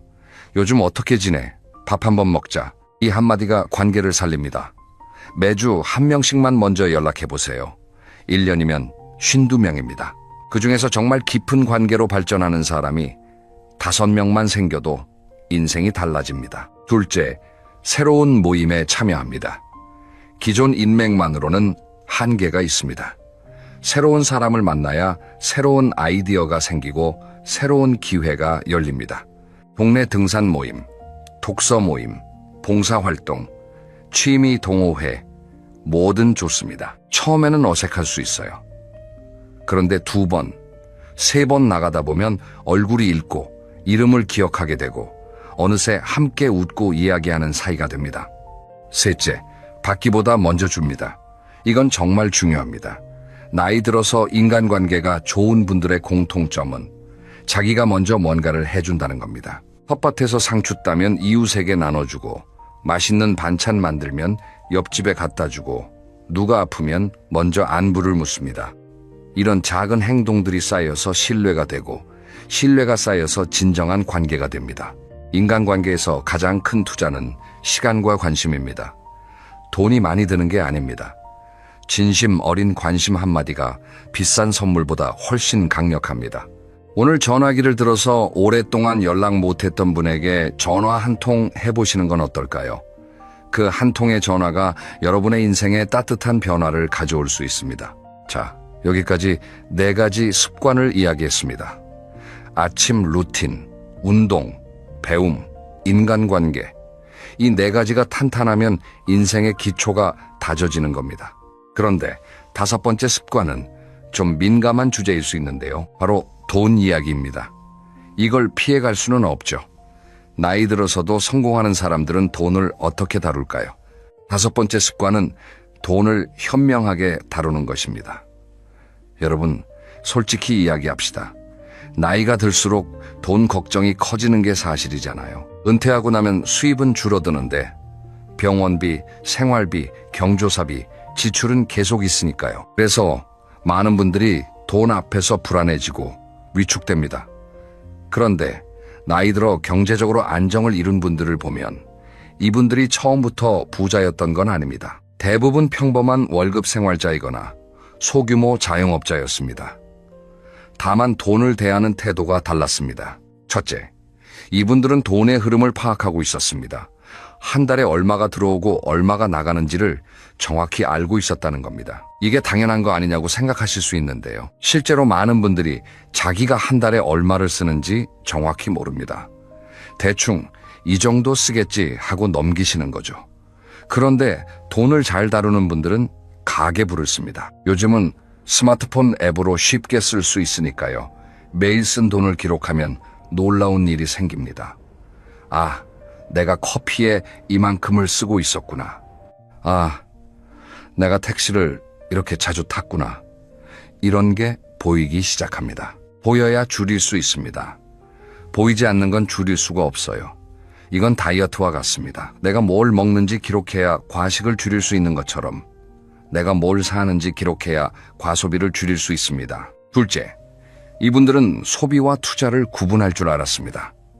같은 돈을 쓰더라도 그게 소비인지 투자인지에 따라 결과가 완전히 달라집니다. 예를 들어 10,000원을 편의점에서 과자 사 먹는 데 쓰면 소비입니다. 그런데 같은 10,000원으로 좋은 책을 한 권 사면 그건 투자입니다. 그 책에서 얻은 지식이 더 큰 가치를 만들어낼 수 있으니까요. 건강을 위해 쓰는 돈도 투자입니다. 좋은 음식 재료를 사서 건강한 식사를 하고 운동화를 사서 매일 걷고 정기적으로 건강검진을 받는 것, 이런 건 당장은 돈이 나가지만 장기적으로 보면 병원비를 아끼고 건강한 시간을 벌어주는 투자입니다. 나이 들어 경제적으로 성공한 분들은 이 구분을 명확히 합니다. 소비는 최소화하고 투자는 아끼지 않습니다. 셋째, 이분들은 작은 금액이라도 꾸준히 모읍니다. 큰 돈을 한 번에 모으려고 하면 부담이 크고 오래 못 갑니다. 그런데 매달 조금씩, 예를 들어 10만 원씩만 저축해도 10년이면 1,200만 원이 됩니다. 여기에 이자나 수익이 붙으면 더 커지겠죠. 복리의 힘은 시간이 길어질수록 강해집니다. 아인슈타인도 복리를 세상에서 가장 강력한 힘이라고 말했다는 이야기가 있잖아요. 중요한 건 시작하는 겁니다.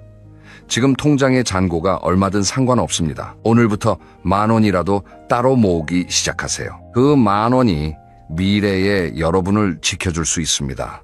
넷째, 이분들은 사기와 유혹에 넘어가지 않습니다. 나이가 들면 원금 보장의 고수익이라는 달콤한 말에 현혹되기 쉽습니다.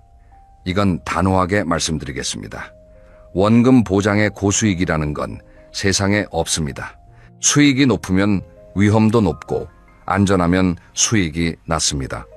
이건 경제의 기본 원칙입니다. 누군가 확실하게 돈 벌 수 있다면서 투자를 권유하면 일단 의심하셔야 합니다. 가족이든 친구든 전문가라고 하는 사람이든 상관없이요. 모르는 건 하지 않는 게 가장 안전한 투자입니다. 돈은 인생의 전부가 아닙니다. 하지만 없으면 정말 힘든 것도 사실이죠. 돈을 지나치게 쫓을 필요는 없지만 현명하게 관리하는 습관은 꼭 필요합니다. 내가 가진 것을 잘 지키면서 조금씩 불려나가는 것, 그게 나이 들어 경제적으로 안정되는 가장 확실한 길입니다. 자, 여기까지 5가지 습관을 이야기했는데요. 아침 루틴, 운동, 배움, 인간관계, 그리고 돈 관리. 이 5가지만 잘해도 나이 들어서 걱정 없는 삶을 사실 수 있습니다. 그런데 처음에 제가 말씀드렸죠. 6번째 습관이 가장 중요하다고요. 앞에 5가지를 다 해도 이게 없으면 무너질 수 있다고요. 지금부터 그 6번째 습관을 알려드리겠습니다. 6번째 습관은 마음을 다스리는 것입니다. 여러분, 아무리 좋은 습관을 가지고 있어도 마음이 무너지면 다 소용없습니다. 아침에 일찍 일어나도 마음이 우울하면 움직일 수가 없습니다. 운동을 해야 한다는 걸 알아도 의욕이 없으면 소파에서 일어날 수가 없습니다. 배워야 한다는 걸 알아도 나는 이미 늦었다는 생각이 들면 책을 펴지 못합니다. 결국 모든 것의 시작은 마음입니다. 마음이 건강해야 몸도 건강하고 마음이 단단해야 인생도 단단합니다. 그런데 나이가 들면 마음이 약해지는 순간들이 옵니다. 몸이 예전 같지 않을 때, 주변 사람이 세상을 떠날 때, 사회에서 더 이상 나를 필요로 하지 않는다고 느낄 때, 자녀들에게 짐이 되는 것 같다고 느낄 때, 이런 순간에 마음을 어떻게 다스리느냐가 나이 들어서의 성공과 실패를 가릅니다. 그러는 마음을 다스리는 구체적인 방법 3가지를 알려드리겠습니다. 첫째, 감사일기를 쓰는 것입니다. 매일 밤 자기 전에 오늘 감사한 일 3가지를 적어보세요. 거창할 필요 없습니다. 오늘 날씨가 좋아서 감사하다. 아침에 먹은 밥이 맛있어서 감사하다. 오래된 친구가 전화해줘서 감사하다. 이렇게 작은 것들이요. 이게 뭐가 되냐고 생각하실 수 있는데요. 연구 결과에 따르면 감사일기를 꾸준히 쓴 사람들은 그렇지 않은 사람들에 비해 행복감이 눈에 띄게 높아졌고 수면의 질도 개선됐고 스트레스도 줄어들었다고 합니다. 이유가 뭘까요? 우리 뇌는 한 번에 하나의 감정에 집중하는 경향이 있습니다. 감사한 마음에 집중하고 있으면 그 순간만큼은 걱정이나 불안이 들어올 자리가 없어지는 겁니다. 매일 밤 감사한 일을 떠올리는 연습을 하면 뇌가 점점 좋은 것에 먼저 주목하는 방향으로 바뀝니다. 같은 상황을 보더라도 부정적인 면보다 긍정적인 면이 먼저 눈에 들어오게 되는 거예요. 둘째, 명상 또는 호흡 연습을 하는 것입니다. 명상이라고 하면 어렵게 느끼시는 분들이 많은데요. 별거 아닙니다. 조용한 곳에 앉아서 눈을 감고 코로 천천히 숨을 들이쉬고 입으로 천천히 내쉬는 것입니다. 이걸 5분에서 10분만 하시면 됩니다. 숨을 쉬는 데 집중하다 보면 머릿속에 복잡하게 얽혀있던 생각들이 잠시 멈춥니다. 이 잠시의 멈춤이 정말 중요합니다. 우리는 매일 수만 가지 생각을 하면서 살거든요. 걱정, 후회, 불안, 분노, 이런 생각들이 끊임없이 머릿속을 돌아다닙니다. 명상은 이 생각들의 소음을 잠시 꺼주는 역할을 합니다. 텔레비전의 음소거 버튼을 누르는 것처럼요. 실제로 많은 성공한 분들이 명상을 습관으로 가지고 있습니다. 아침에 10분 명상하고 하루를 시작하면 마음이 고요해지고 판단력이 맑아진다고 합니다. 나이가 들수록 이 고요함이 필요합니다. 젊을 때는 힘과 속도로 밀어붙일 수 있지만 나이가 들면 지혜와 평정심으로 나아가야 합니다. 셋째, 부정적인 생각이 들 때 그 생각을 바꾸는 연습을 하는 것입니다. 이걸 심리학에서는 인지 재구성이라고 하는데요. 어려운 말이지만 방법은 간단합니다. 부정적인 생각이 떠오르면 잠깐 이 생각이 사실인가 하고 한번 따져보는 겁니다. 예를 들어 나는 이제 쓸모없는 사람이야 라는 생각이 들었다고 합시다. 이 생각이 정말 사실인가요? 어제 손주가 전화해서 할아버지 보고 싶어요 하고 했잖아요. 이웃집 할머니가 반찬 나눠줘서 고맙다고 했잖아요. 쓸모없는 사람이 어떻게 이런 감사를 받을 수 있을까요? 이렇게 따져보면 부정적인 생각이 사실이 아닌 경우가 대부분입니다. 우리 마음이 만들어낸 착각인 거예요. 이 착각을 그대로 믿으면 점점 깊은 구렁으로 빠지지만 한 발 물러서서 이게 정말 사실인가 하고 질문을 던지면 빠져나올 수 있습니다.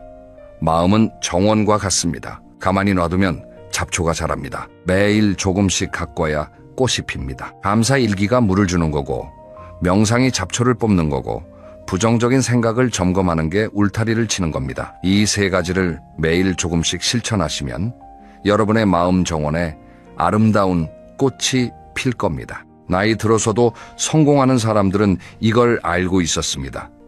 바깥 세상을 바꾸는 것보다 내 마음을 다스리는 게 먼저라는 걸요. 마음이 평안하면 어떤 상황에서도 흔들리지 않습니다. 마음이 단단하면 실패해도 다시 일어설 수 있습니다. 마음이 따뜻하면 주변 사람들이 모여듭니다. 결국 마음이 인생의 뿌리입니다. 뿌리가 튼튼한 나무는 바람이 불어도 쓰러지지 않습니다. 자, 지금까지 나이 들어서도 성공하는 사람들의 6가지 습관을 모두 이야기했습니다. 마지막으로 정리해드리겠습니다. 첫째, 아침을 자기 것으로 만드세요. 일정한 시간에 일어나고 물 한 잔 마시고 가장 중요한 일을 먼저 하세요. 둘째, 매일 몸을 움직이세요. 빠르게 걷기, 스트레칭, 가벼운 근력 운동 30분이면 충분합니다. 셋째, 배움을 멈추지 마세요. 하루 10분 독서, 유튜브 강의, 문화센터 프로그램 뭐든 좋습니다. 넷째, 사람을 곁에 두세요. 먼저 연락하고 새로운 모임에 나가고 받기보다 먼저 주세요. 다섯째, 돈을 현명하게 다루세요. 수입과 지출을 파악하고 소비와 투자를 구분하고 작은 금액이라도 꾸준히 모으세요. 여섯째, 마음을 다스리세요. 감사 일기를 쓰고 호흡에 집중하는 시간을 갖고 부정적인 생각을 점검하세요. 여러분, 이 6가지가 어려운 일인가요? 아닙니다. 하나하나 뜯어보면 전부 오늘 당장 시작할 수 있는 작은 일들입니다. 문제는 아느냐 모르느냐가 아니라 하느냐 안 하느냐입니다. 아는 것만으로는 아무것도 바뀌지 않습니다. 실천해야 바뀝니다. 오늘 이 영상을 보신 여러분께 부탁드립니다. 이 6가지 중에서 딱 한 가지만 골라서 내일부터 시작해보세요. 한꺼번에 6가지를 다 하려고 하면 부담스럽고 오래 못 갑니다.